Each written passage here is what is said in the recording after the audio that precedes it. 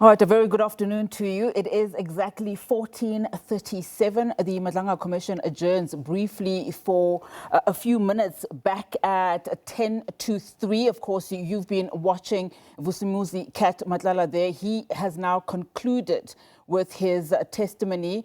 And of course, the discussion now is whether or not, in terms of the timelines on his supplementary statement to the Commission, but a number of, things that he had to say during that testimony. Somebody who's been watching those developments very closely is, in fact, Professor Dirk Kotze, Professor of Political Science at UNISA. And he joins us now to unpack just some of the testimony that we've heard. Prof, a very good afternoon to you. So we know, of course, that Matlala's testimony today was really fast-tracked, given the fact that he was supposed to be, appearing on the 1st of September. But just engage us on some of, the things that he's had to say.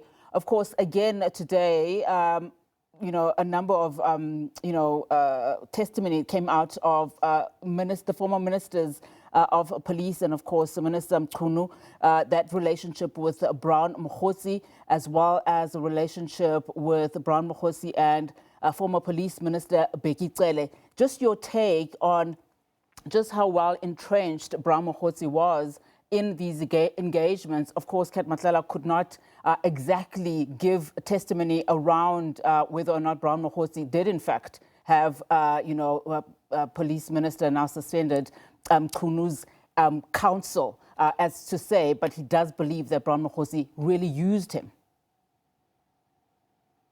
Yes, good afternoon.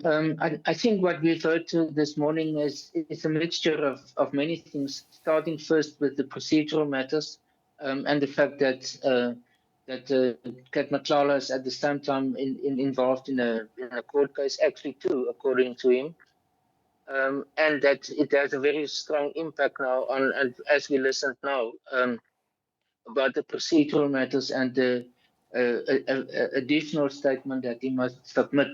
I think what we've seen is that he has been very careful not to incriminate him, and for that reason, the fact that he's involved or being accused in a criminal case actually supported him to some extent in that respect, because he is not under the normal pressure of a person who's not in that situation, that must answer in all respects.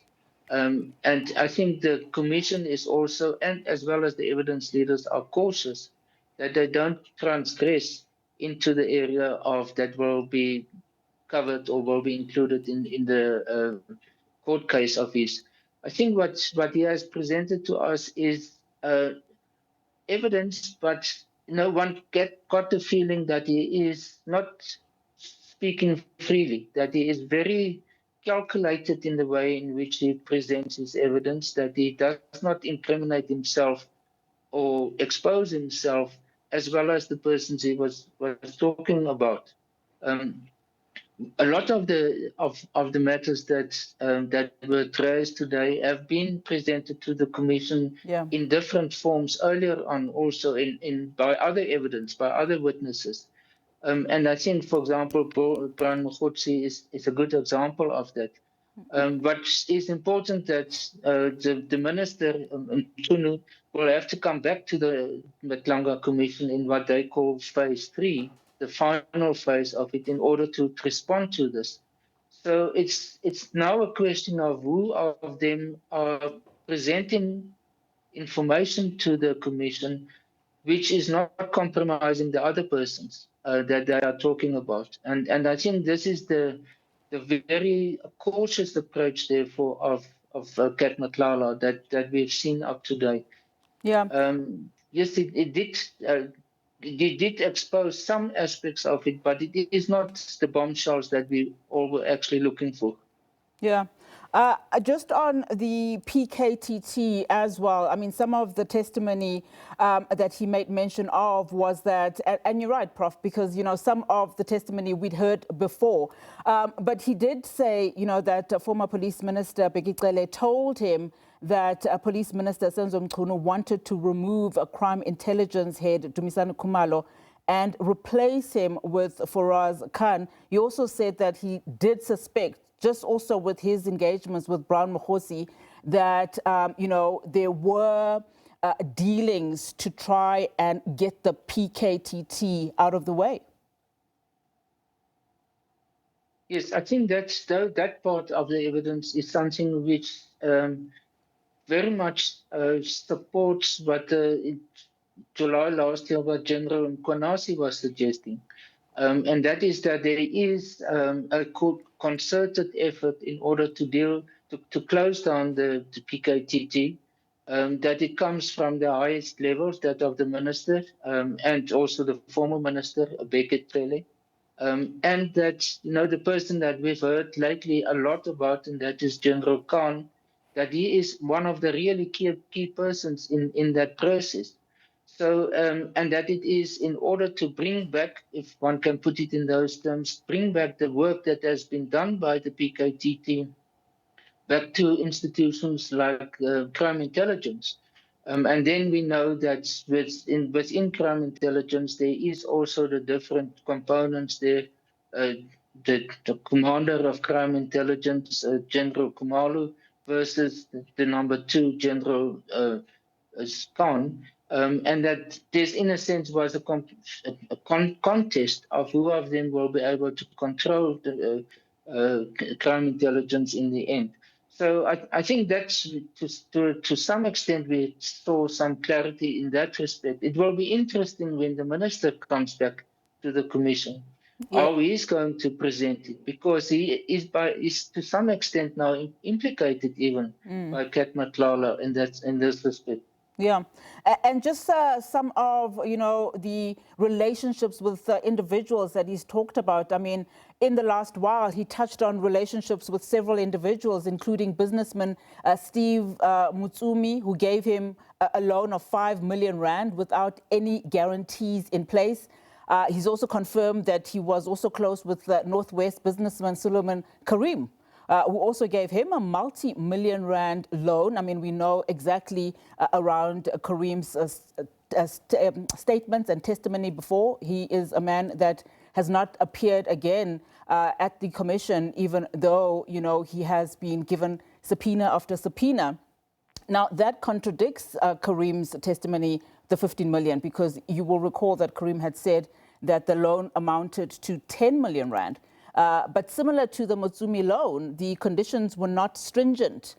In the Karim loan, for instance, there was no written agreement for that particular loan. What does this then mean, for Karim, who up to now has not returned to the commission?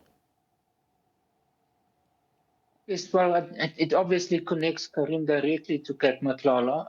It's in a sense bringing closer the many of the role players that some people regard constitutes actually a syndicate, and that therefore there is the possible arguments to distance themselves from each other becomes simply less and less. The fact that it comes from Cat Matlala himself, I think, carries a lot of authority in that respect.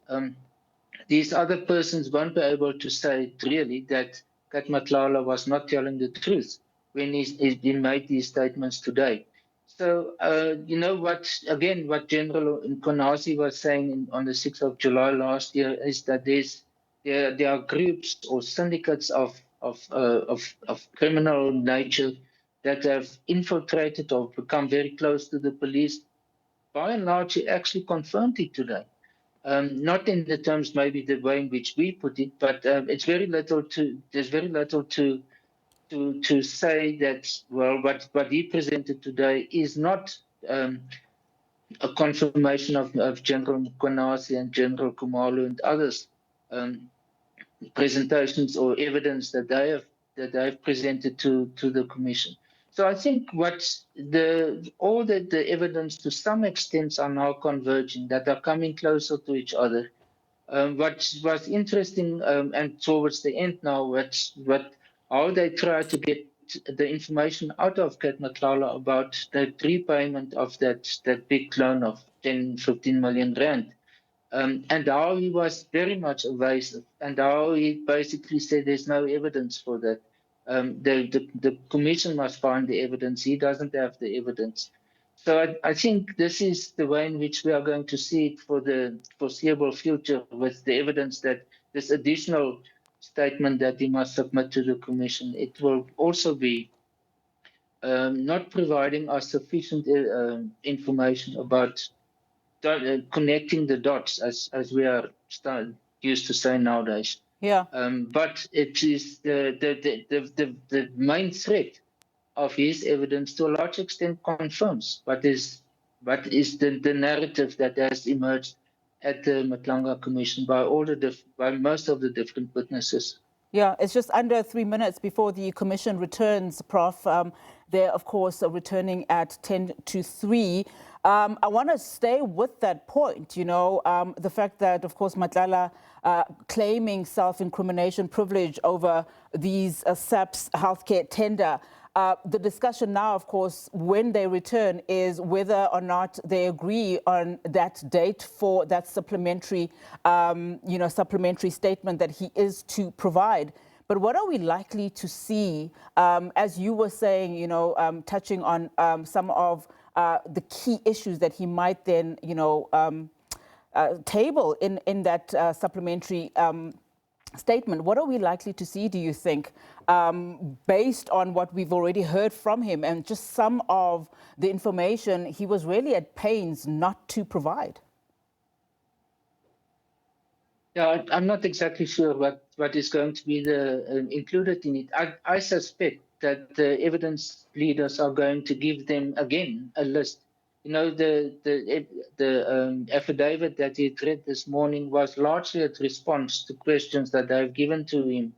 And I think in order to avoid that a very vague statement is going to present to them, I'm expecting that they are going to tell him very specifically of what they want to see in this additional statement or affidavit. So, but it's very difficult now to predict from our side, exactly what they do have in mind. Yeah. This morning, early in the morning, they started talking about it and making the suggestion that what they had today is actually not enough. And I'm quite surprised that they moved so quickly through his statement that in just one day. So I think what we are seeing is that, again, what I'm called the convergence that's taking place, that there's not so much new evidence that has come out that they can question in on and take it more in depth, the interaction with him. Yeah, and I think his lawyer also appreciates, that there is so much at stake in terms of what he could say or not say, because you would remember that interaction that, he had with Advocate Silo in as far as testimony that he gave at the ad hoc committee on whether or not he was coerced, to, maybe present something that is not true. And repeatedly, we saw, his attorney, Advocate Van der Heever, interjecting, in fact, saying that if Matlala answers some of the questions, it may or it could open a number of further questions and doors that they necessarily don't want to open. I'm also watching, Prof, the commission there, as I can see that we are about to resume very shortly. But just those, in fact, they are walking in, Prof. But for now, let's leave it there and just hear what the commission will then decide on that supplementary statement that Matlala would now have to submit. Let's listen in.